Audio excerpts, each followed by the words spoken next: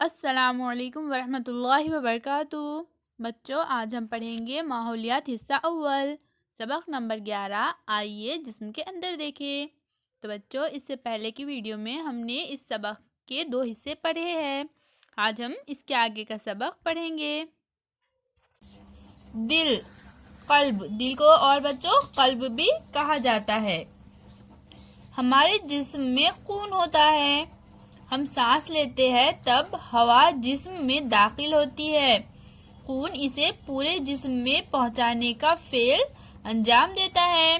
तो क्या करता है बच्चों? खून हवा को पूरे जिस्म में फैलाने का काम करता है।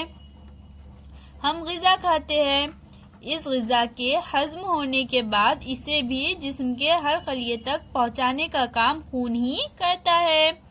इसलिए जिस्म में फैली हुई खून की नालियों में खून को हरकत देते रहना जरूरी है। हरकत देते रहने का ये काम दिल करता है। दिल जिस्म का एक अहम अंदरूनी उज़ू है। ये जो दिल होता है बच्चों, वो हमारे जिस्म के अंदर होता है और ये हमारे जिस्म का अहम अंदरूनी उज़ू है। वो सीने के खाने में बीचों बीच लेकिन किसी कदर बाएजानिब होता है। ये जो दिल होता है बच्चों, वो कहाँ होता है? सीने का जो खाना होता है उसमें होता है। एकदम बीचों बीच होता है लेकिन थोड़ा सा बाएजानिब होता है। वो हमारी मुट्ठी से किसी कदर बड़ा होता है। दिल की दीवारें भी लचकदार होती है। हमारी जो मुट्ठी होती है बच्चों, उससे दिल किसी कदर बड़ा होता है। और दिल की जो दीवारें होती है बच्चों, वो कैसी होती है? लचकदार होती है।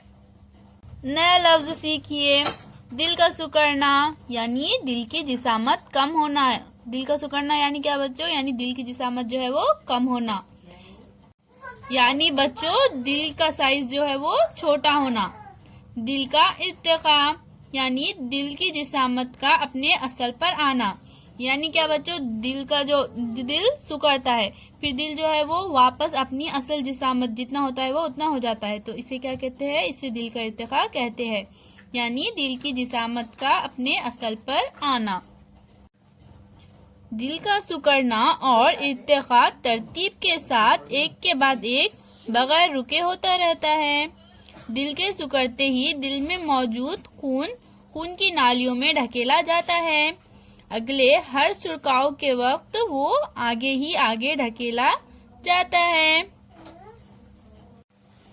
दिल के हर सुकड़ाव को दिल की धड़कन कहते हैं। अपनी हथेली सीने के दरमियान लेकिन थोड़ा सा बाएं जानिब रखें। इस तरह से क्या करना है बच्चों? अपनी हथेली सीने के दरमियान लेकिन थोड़ा सा बाएं जानिब रखना है। अगर हम इस तरह से हथेली रखेंगे तो क्या होगा? हमें दिल की धड़कन महसूस होती है। कलाई पर जिल्द के बिल्कुल करीब से जाने वाली खून की नाली होती है। वहाँ उंगली रखेंगे तो ये धड़कन हमें महसूस होती है। इसी को हम नब्ज की हरकत कहते हैं। हम जब पुरसुकून नींद में होते हैं तब नब्ज की हरकत सुस्त हो जाती है। जब हम तेज दौड़ते हैं तो नब्ज की हरकत तेज हो जाती है।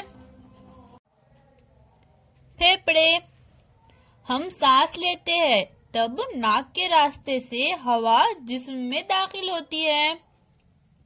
आपको तो पता ही होगा बच्चों, हम नाक के जरिए सांस लेते हैं। नाक के जरिए हवा हमारे जिस्म में दाखिल होती है।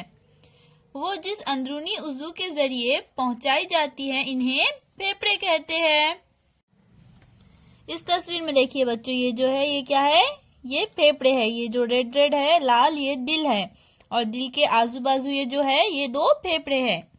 हमें 2 फेफड़े होते हैं। देखिए 1 2, हमें कितने फेफड़े होते हैं? 2 फेफड़े होते हैं। वो सीने के खाने में होते हैं। ये कौन सा खाना है बच्चों? इस खाने को सीने का खाना कहते हैं। हमारा दिल और फेफड़े जो है वो सीने के खाने में मौजूद होते हैं। इनमें एक दाएं जानिब और दूसरा बाएं जानिब होता है। दोनों फेफड़ों के दरमियान थोड़ा सा बाएं जानिब दिल होता है। देखिए बच्चों, इन दोनों फेफड़ों के दरमियान थोड़ा सा बाएं जानिब ये दिल मौजूद होता है। वहाँ बाएं फेफड़े में थोड़ा सा खला होता है। दायां फेफड़ा बाएं फेफड़े से किसी कदर बड़ा होता है। हमारा दायां फेफड़ा जो होता है बच्चों, वो हमारे बाएं फेफड़े से थोड़ा सा बड़ा होता है। सांस के साथ अंदर ली हुई हवा फेफड़ों तक पहुंचने के लिए एक नली जैसा अंदरूनी उज़ू होता है। इसे सांस की नाली कहते हैं। सांस की नाली आगे जाकर दो शाखों में तकसीम हो जाती है। इन शाखों को शुअब कहते हैं। सांस लेने पर फेफड़े थोड़े फैलते हैं, इसलिए सीना भी फूलता है। दिल और फेफड़े के काम एक दूसरे पर मुनहसिर होते हैं। ये दोनों आज़ा अहम हैं। ये सीने के खाने में पसलियों के पिंजरे में होते हैं, इसलिए महफूज होते हैं। दिल और फेफड़े जो है बच्चों, वो सीने के खाने में जो पसलियां होती है ना, उसके अंदर होते हैं, इसलिए दोनों भी महफूज होते हैं। इसके आगे का सबक बच्चों अब हम अगली वीडियो में पढ़ेंगे। अल्लाह हाफिज।